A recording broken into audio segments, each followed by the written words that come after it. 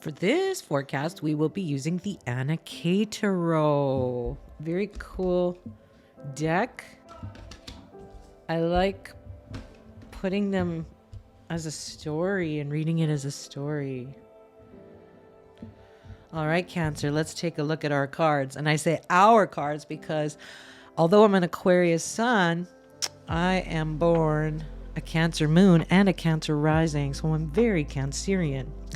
So let's take a look at our cards. So here we have the Page of Pentacles, or the Page of Coins, you could say, which is like the money, the resources, things like that. Then we got the Judgment card right in the middle, which is a major arcana card. This is going to be important to talk about. And we have the Queen of Swords. Okay, so what does this all mean? Well, first of all, the pictures show me it looks pretty sunny. You know, there's a sunny outlook here.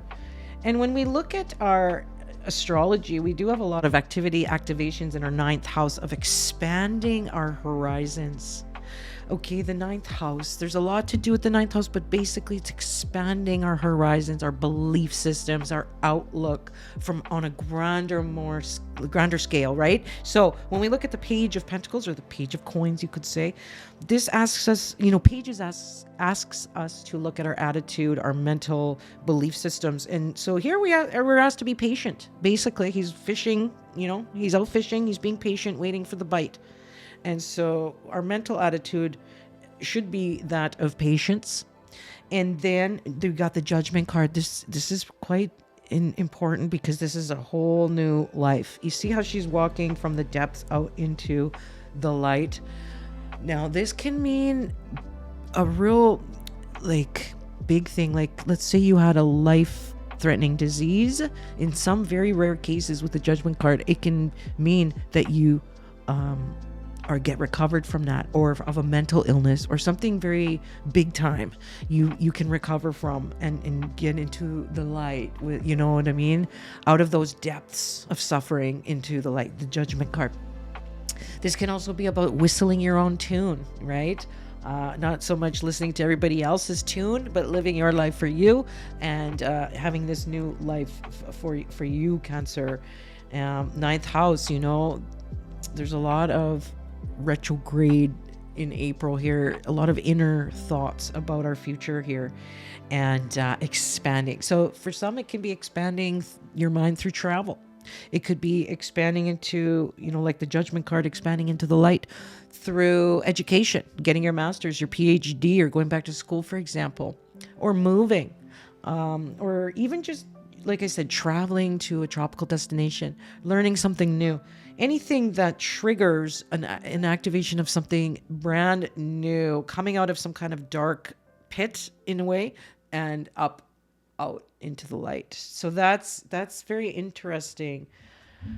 Now, Cancer, speaking of that, the Aries sun is in our 10th house of career, fame, recognition. It's at the top of the chart. There is a lot of this top chart stuff, like coming to some kind of new, higher version of us, higher version of Cancer.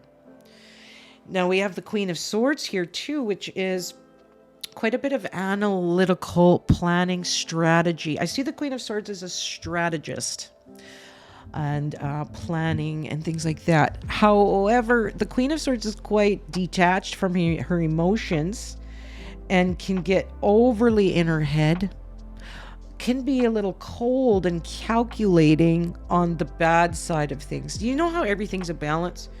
Well, if we can get to the middle balance of the Queen of Swords, where we're still analytical and smart, intelligent, good communicators, can make decisive decisions, right? If we can get in that zone rather than too overly cold and calculated and manipulative, for example, or too detached from our emotions where we just kind of forget about our heart, right? We don't want to be there.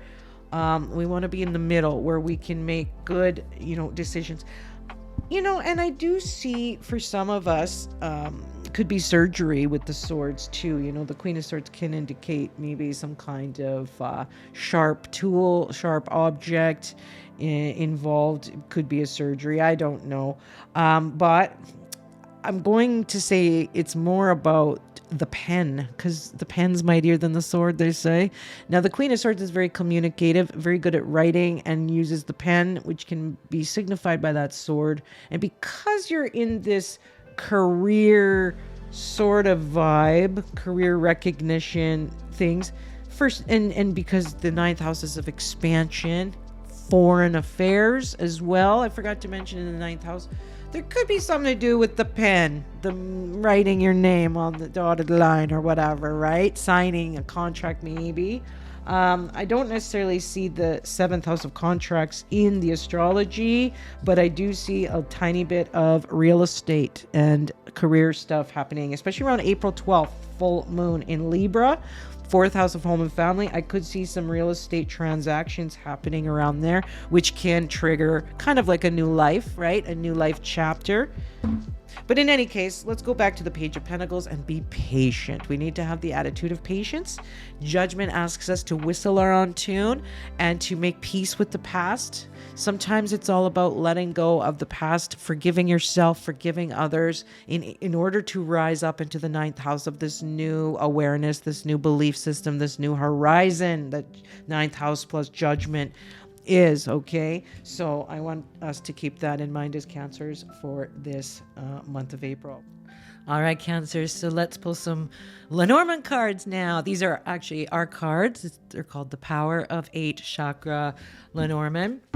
And they do come as a set with the Power of 8 Chakra Oracle. So you get a 2-deck set. So check that out on my website, www.themoontree.org. All right, let's see Cancer for April. Whoa, we got a house card. See, that home and family's coming up again on that full moon, April 12th. The home and family fourth house I showed you.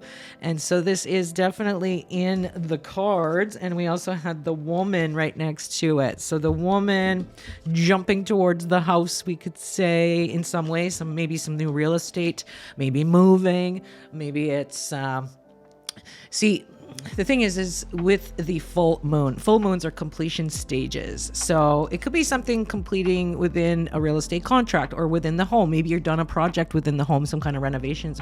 Maybe you're moving, or maybe you're buying or selling a home, something like that.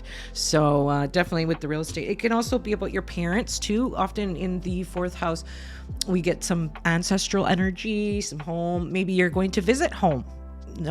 Or you're completing a trip, visiting your actually, you know what? I think that's when I'm going to visit my parents, my place of birth, around that April 12th full moon. Interesting.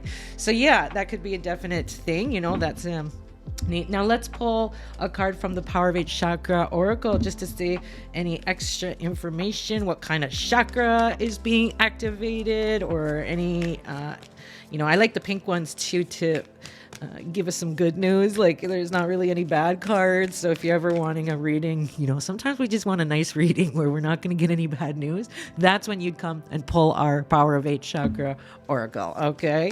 It's like a nice big sister giving you some, or a bestie, one of your besties telling you some nice stuff, right? That's what I do like about these cards. All right. I trust myself, another full moon card. Oh my gosh. So, well, we are run by the moon, of course, being Cancers. Not surprised, but I just find that interesting that it's really, really, Spirit's really talking to us about the full moon event on April 12th. So big things can happen. And this is about trusting ourselves, trusting our intuition. And you know how full moons are endings, and April 12th, full moon ending. Well, guess what? 1 + 8 = 9. This is number 18 card. I trust myself. 1 + 8 = 9. Which is the number of endings to the end of the movie. So definitely some kind of completion phase here in some way.